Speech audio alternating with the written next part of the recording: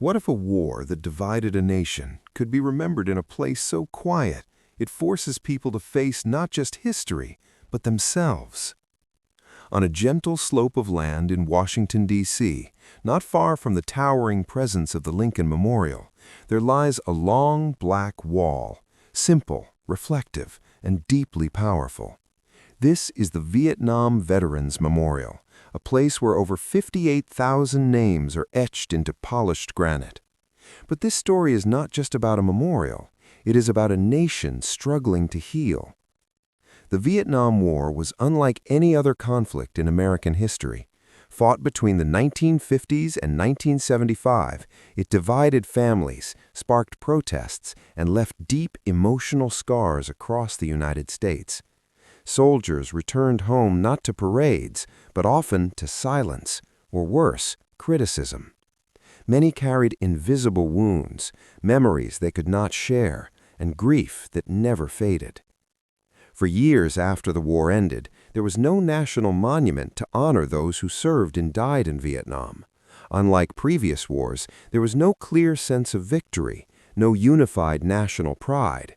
Instead, there was confusion, regret, and pain. But by the late 1970s, a movement began. A Vietnam veteran named Jan Scruggs believed that those who served deserved recognition, no matter the politics of the war. He envisioned a memorial that would not glorify war, but honor sacrifice.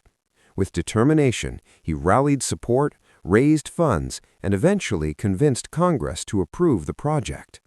A national design competition was announced. It attracted over 1,400 submissions from architects and artists across the country. The rules were simple. The memorial must list the names of those who died or went missing, and it must harmonize with its surroundings. Out of all the entries, one stood out. It was designed by a 21-year-old college student named Maya Lin. Her design was unlike anything anyone expected. Instead of statues or heroic figures, she proposed two long black granite walls sunk into the earth, forming a V shape.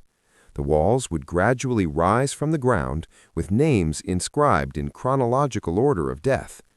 Visitors would walk along the wall, descending into the earth, surrounded by names, then slowly ascend again.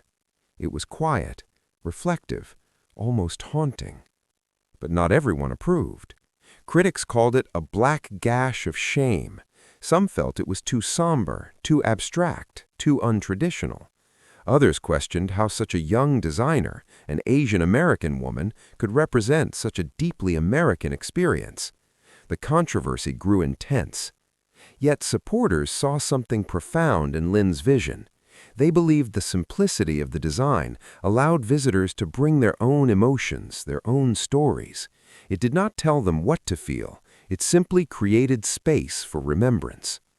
After heated debates, a compromise was reached.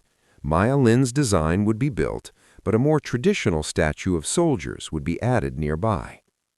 Construction began in 1982. As the memorial took shape, something unexpected happened. Families of fallen soldiers began visiting even before it was completed. They searched for names, touched the polished stone, and saw reflections of themselves staring back alongside the names of their loved ones. On November 13, 1982, the memorial was officially dedicated. Thousands gathered.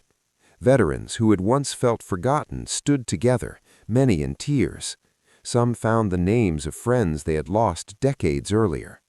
Others left letters, medals, photographs, small tokens of love and remembrance at the base of the wall. Over time, these offerings became a powerful part of the memorial's story.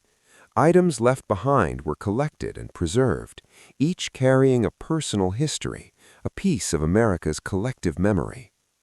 The design, once controversial, became one of the most beloved memorials in the United States. Visitors often describe a unique experience. As they approach the wall, they see their own reflection merging with the engraved names. It creates a silent connection between the past and the present, between the living and the dead. The names themselves tell a story. They are not grouped by rank or status, but by the date of loss.